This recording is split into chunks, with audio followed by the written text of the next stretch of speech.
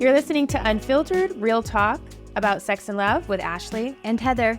And today we are going to talk about sex, and more about sex. So this is one of those things that we get a lot of questions from women about sex, and we always try and do our best to answer the questions based on our experience and our education, and really just helping them to navigate situations that come up surrounding sex, because it's part of who we are, right? We're sexual beings, and so we should be able to talk about sex. So our first question today is, I quit drinking and now I don't enjoy sex. How can I learn to like sex again?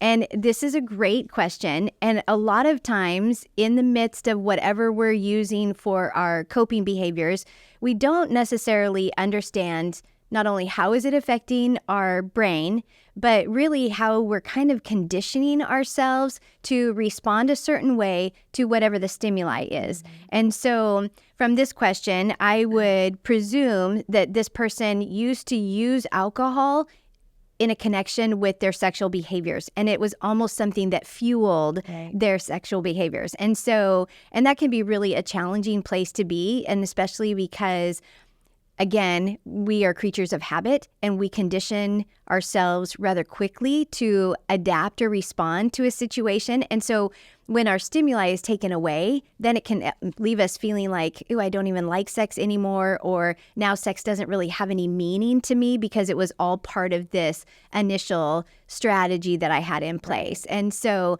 I think that is one of the things to recognize, is really reconditioning yourself to say, what was it that I really enjoyed about sex before I stopped using alcohol?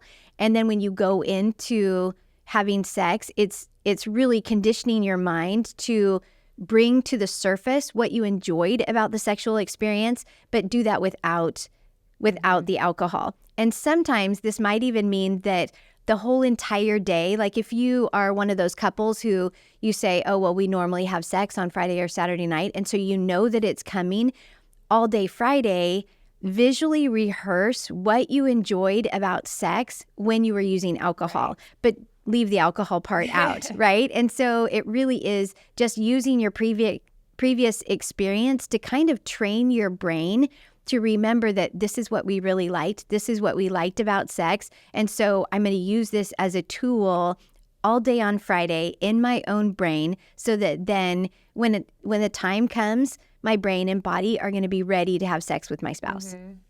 What you're making me think of, one of the books that I was reading in about, just our brain and saying how a woman's brain can be so fired up. And so there was a point where when I had small kids at home, it's like, okay, I can decompress in 30 minutes with a glass of wine, or I can take the time to take a bath, kind of do some deep breathing, put the things that I have to do for work out of my mind. And so it does take practice. I mean, you can do it, when I quit drinking, I remember going in the bathroom and I had a Rocky Balboa moment. I'm like, okay, I can do this. I like sex. I have to remember I enjoy this, because it is hard when you've been used to kind of being numbed out or anesthetized. Is that how you say it? Anesthetized. You go ahead with what you're doing. You feel like you had some anesthesia because of the substance you used to dull your feelings, because you might have some really strong feelings around sex. Like, I was raped as a virgin at 15 years old drinking vodka.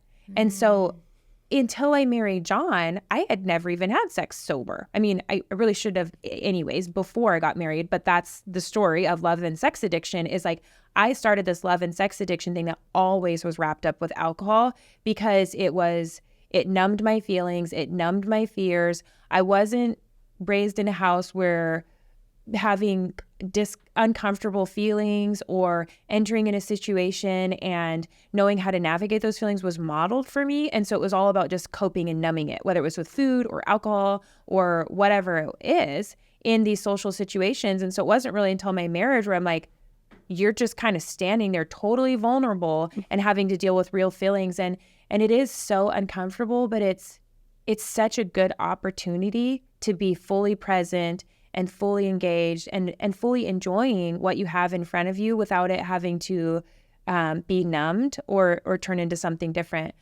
So I would say to the woman who has quit or man who has quit drinking and now they don't really know how to engage in sex, like without all the feelings, talk to your spouse and just talk about that this is going to be a process. It probably realistically will take you a year or two to get to a place where your new normal of enjoying sex and being comfortable having sex feels okay, as long as you're doing the work. It's not going to change if you don't do the work, because unfortunately I talk to people that will say, well, I quit drinking 10 years ago and I haven't had sex. I just don't have any interest. And I don't necessarily think that's the healthiest place. If there's nothing else going on in the marriage, like the betrayal, like obviously always when we talk about sex, if there's been betrayal, if there's been anything like that, that needs to be addressed first. But when you're at the phase of like, we love each other, we feel safe with each other, I just don't enjoy sex, that when you're at that phase, then really think about the feelings that are coming up when it's going that direction. Like when your husband says, oh, can we have sex tonight? Or starts to make a move on you. What are you, pause in that moment and say, what am I feeling? Mm-hmm. Am I feeling unsafe? Am I feeling ugly? Because that's gonna shine the light on where you need to work. Like maybe there's some body dysmorphia issues that you need to work on, and knowing that and telling yourself, he thinks I'm beautiful. It's okay. This is my lie that I'm too fat. I'm too whatever. Or if you're feeling unsafe, I've shared this story at some conferences when I realized like, oh, I have some trauma around kissing. And so I would have to tell myself when John would want to kiss, I'd have to say, he's safe. I like him. Mm-hmm. He's cute. He's never hurt me in the way that other people did, so I would have to mentally just like condition myself that this is okay and this is comfortable until those feelings of fear went away. And yes, I still like, it's not ingrained in me to just want to like kiss all the time, but at least I don't have those really uncomfortable feelings anymore that arise. And that part I was able to retrain. And so it is a process, but use those uncomfortable feelings or fears or whatever as a flashlight to see where there needs to be more work done. Yes. All right. Our next question is, I am afraid to re-engage with my husband sexually after quitting porn. How do I learn to become aroused by my husband instead? Yeah. This one I also can relate to when women will tell me that they've masturbated and they quit masturbating and now they don't know how to become aroused by their spouse. Like we've had that so many times at conferences where women as young as 25 all the way up into their late 60s have come to us and said, I just don't enjoy sex. And we will ask them like, do you know how to have an orgasm? Have you had an orgasm? Can you have an orgasm? And she said, yes, I just don't do that with my husband. And it's like, okay, so things are not broken. We can figure this out. Let's figure out what's going on here and try to like redirect that. And I've used the example of when you're looking at porn or you're masturbating and that's how you have orgasm or become aroused. It's like your hose is like leaking out this way. So then when it comes to your spouse, and John and I experienced this, is like, it's not working the way it should be because there's sideways energy going out this way. And I want you to still talk about like what's going on in the brain at that point. But when we're using these other things, it's going to take time. And so I can say from my experience working with women that it can rebuild. You can retrain your brain to be sexually aroused by your spouse and to re-engage with your spouse, but you have to give yourself time. And like I said in one of our previous episodes, I had to stop reading like romance novels and certain movies and social media. I had to cut it out because I needed to put my blinders on and say, I'm going to learn how to like sex with my husband again and how to be present with my husband and cut out fantasies and cut out all these other things that I've been using so that I can learn to like what's in front of me. Yeah, which is really an important part of this whole entire process. And this is one of the things too that at conferences when we would have the women's Q&A, we get so many questions about sex and we would give them the same answer. And I remember one time being in a session and a woman saying, why don't we talk about this in church? Mm-hmm. Why have I never heard this? And she was in her mid 40s. And because it's like people don't really understand God's design for sex. And one of the most amazing things about our sexual experience with our spouse, and it happens when we're when the person is not our spouse too, but we tend to bond to whatever it is involved in the experience where we achieved orgasm. And so this is the scenario that we often hear, is that the spouse who's using pornography, God designed our brains and the chemicals that are produced through orgasm. So for men, and both men and women have these chemicals, but they're more prominent in the specific gender. And so men, when they achieve orgasm, their body and their brain produce vasopressin, which is their bonding hormone. And what it really causes men to feel in that moment is whatever it is that is the object of their orgasm, they're bonding to a point where it really makes men want to mate guard, because it makes them feel so protective of her and want to not only protect her to keep her safe, but to protect her from other predators, right? It's this really amazing thing that happens in their brain. And then with women, when women achieve orgasm, and whatever the object is, whoever the object is, then women, it makes them feel content, and it makes them want to nest, and it makes them want to stay put, right? And so then if you have a spouse who's using pornography and masturbating, and that's where they're achieving orgasm, then a lot of times they're going to continue to use that same pattern to achieve orgasm, but they're also bonding to whatever image it is that they're viewing at the time. And so I've even had men at conferences come to me and say, why is it that if I've been using pornography and masturbating so many years to achieve orgasm, that then I almost feel guilty when I have sex with my wife? And it's because when they have sex with their wife, they're not bonding to their wife the same way that they're bonding to this pornography. And they almost, because they want to protect it, whatever, even though it's a fake image, it's a fake relationship, they want to protect it.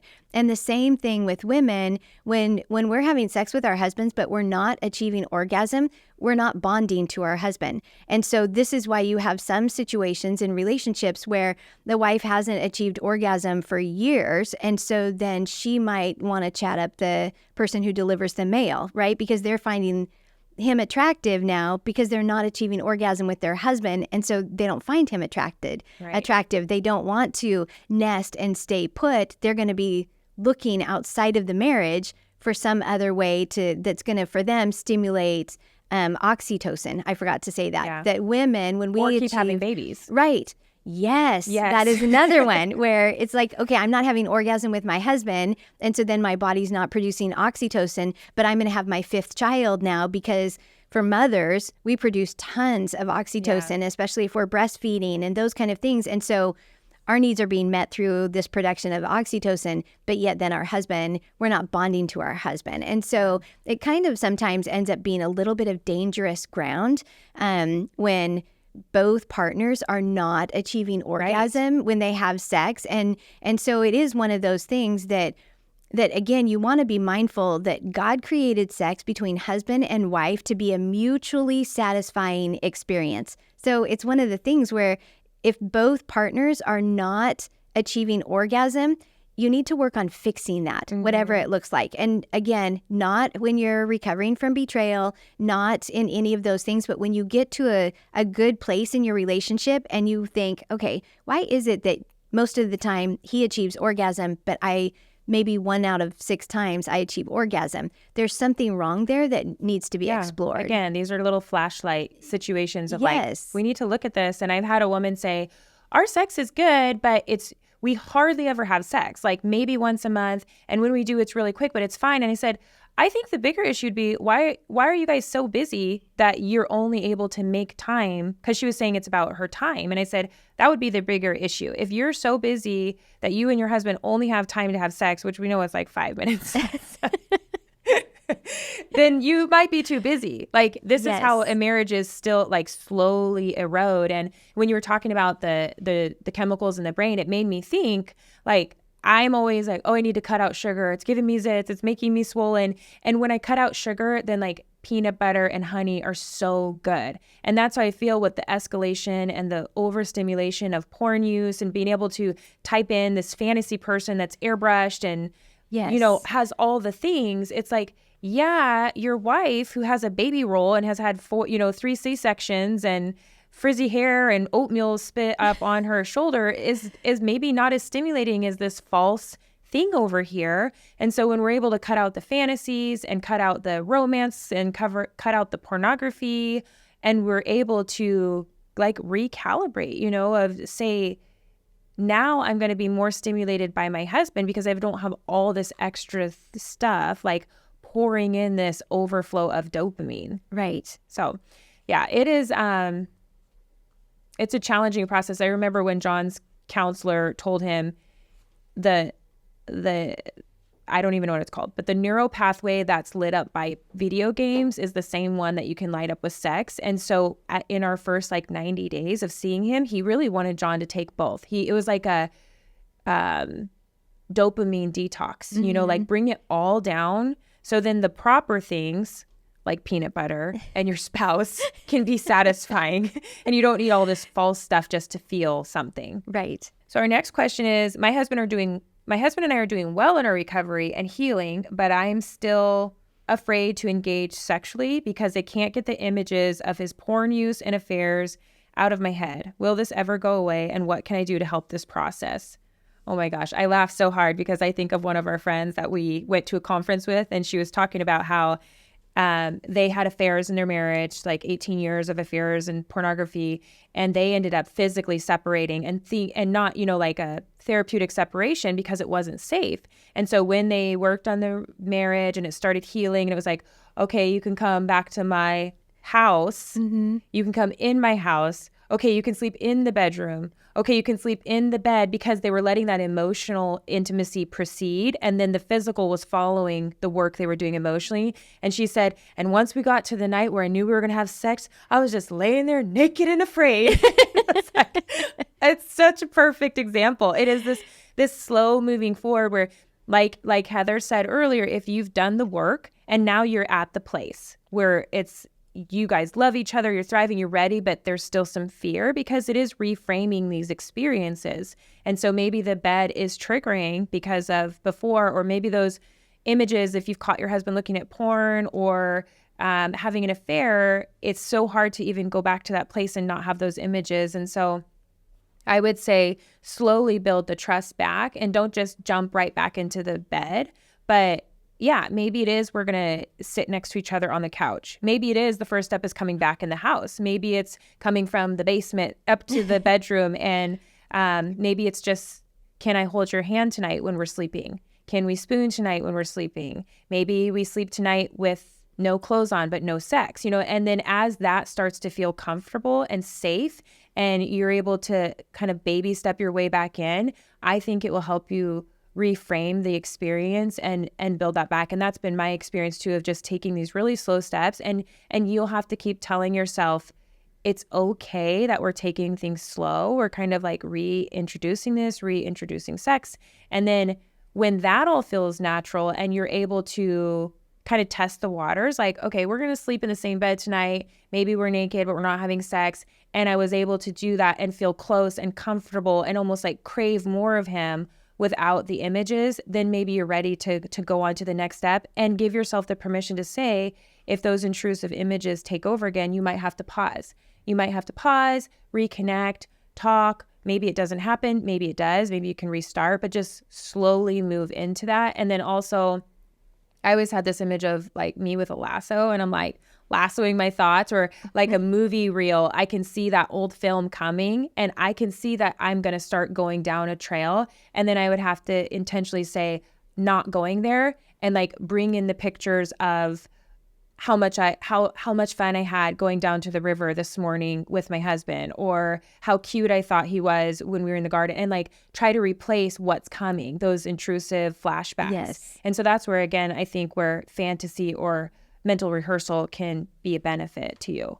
Well, and it is one of those things that, and I know we've talked about this, that you're not necessarily going to get back to the place that you were beforehand, because maybe that wasn't a healthy place. And so be willing to be exploratory in your new sexual relationship and be willing to try new things or do something different. Or, I just think sometimes when we have the expectation that we're going to go back to how it was before, that ends up really doing harm instead of good. And so it might be a really great opportunity to say, what have I always wanted to do with my husband? Right. Kind of explore that and even have a conversation about it. Or I know that we've talked about this at conferences for women who maybe haven't ever achieved orgasm, or they're kind of afraid of sex, is to say, you know what, I just learned that women have 7 erogenous zones, and I would love it if you would help me figure out what this looks like. I think a husband, love that he would really like that. And even if it's at a slow pace, it's just that sometimes I think that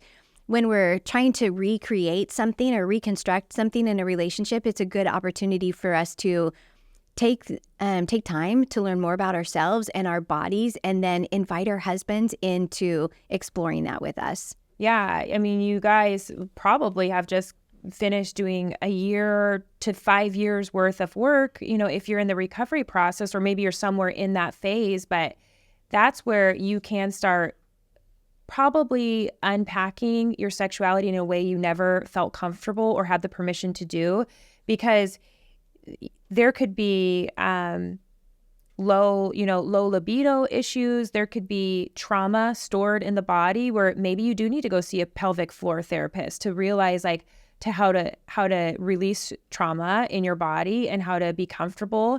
Maybe it is something as easy as having communication to say, that position doesn't work for me. We need to try something different, because there are all these different things that can be contributing to why we're not enjoying our sex life with our spouse, or why we think we need to go to other places, and maybe we just didn't have the permission, or we were afraid to say it before. But that this is the starting place where you can now kind of start fresh. And like you said, you might add in something or try something new, but you might also have to let go of something. Yes. Like maybe role play and dress up in lingerie doesn't work for you anymore because there's so much woundedness around that, or it's a trigger for your spouse who had the addiction. And that's okay to say, that's no longer going to be part of our life, but there's lots of other fun things we can do. All right. Well, thank you so much for being part of the conversation. And if we can be thinking about it, we should be talking about it. So send us your questions to unfiltered@puredesire.org. And if this conversation was helpful to you, make sure to subscribe and share it with your friends.